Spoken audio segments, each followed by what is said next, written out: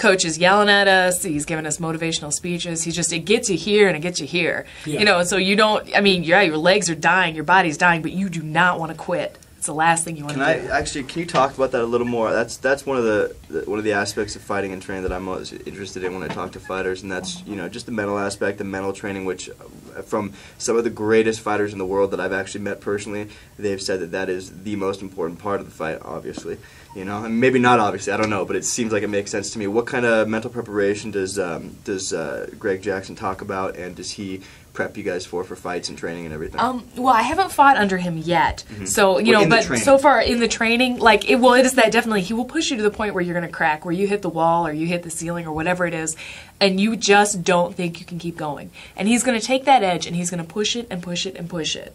And so you're going to find yourself doing, like, you know, we're on the Aerodyne bikes and we're sprinting and it's not fast enough, and you have to get up to a higher number. You know, you have to sprint up to a higher number. You're on the mountain, you have to take one more step, and he won't let you quit. Like, I don't know if you see on the tape, but he will go behind you and he will push you up the mountain if you're not going. So he gets this mentality in you that there is absolutely no reason to quit. And there's nothing to be afraid of in the cage or in a fight because you've dealt with it all already.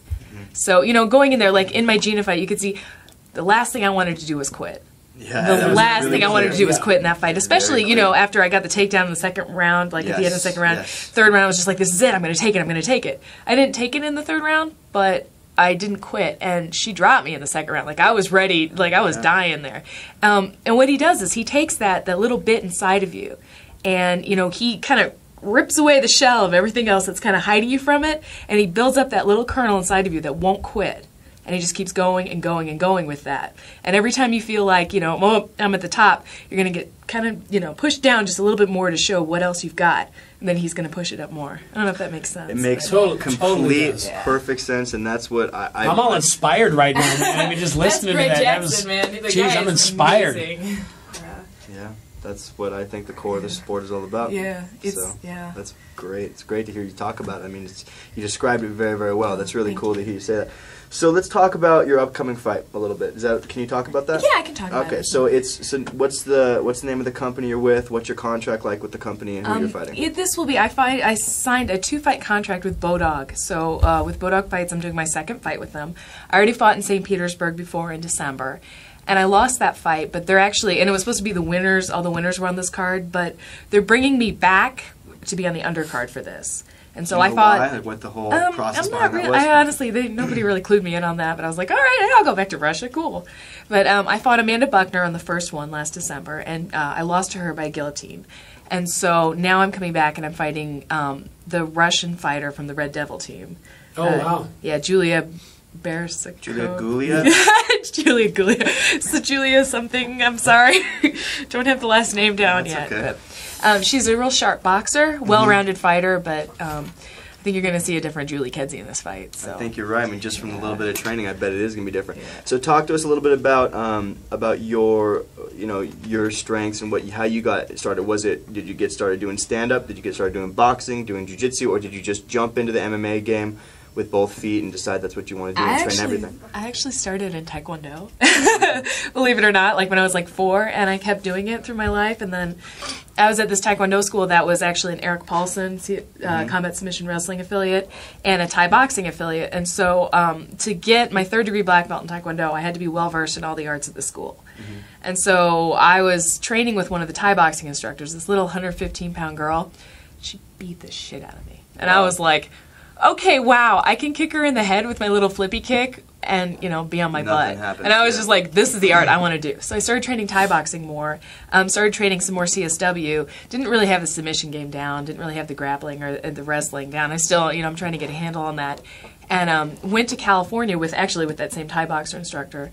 And we went and we met Debbie Purcell, and she encouraged us, told us to fight, you know, that kind of thing.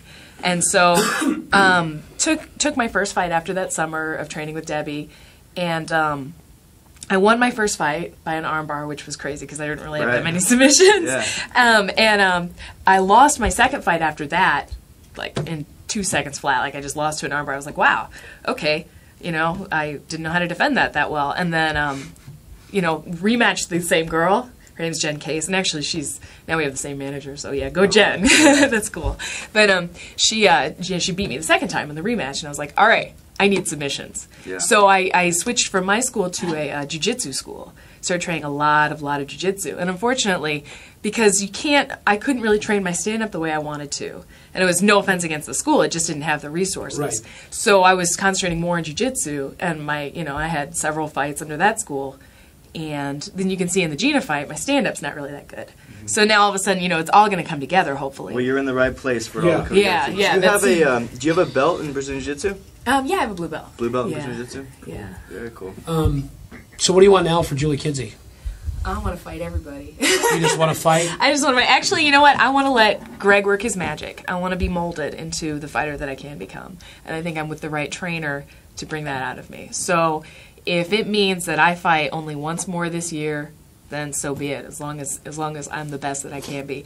I think that I'm going to be taking a lot more fights. I think that, you guys are going to see a very more well-rounded fighter. Well, we're very, very excited to see you next fight. We'll be watching with our eyes glued at the TV, for sure. Hey, thanks so much for coming in and doing Cage Julie. Talk very today. Nice to have you on and, here. yeah, anytime you want to come back, you're more than welcome. And right on. And you'll be invited. You are down the street. You're literally 20 seconds away from my house right now. I'll jog over here. Skip the mountain run. It's Cage Talk. What do we got next week? Do you know? I think we're interviewing Arnold Schwarzenegger and Bill Clinton. You know who we might be interviewing? Joe Rogan. We might get Joe Rogan. Oh, and Bubba the Love Sponge, you're an asshole. It's Cage Talk.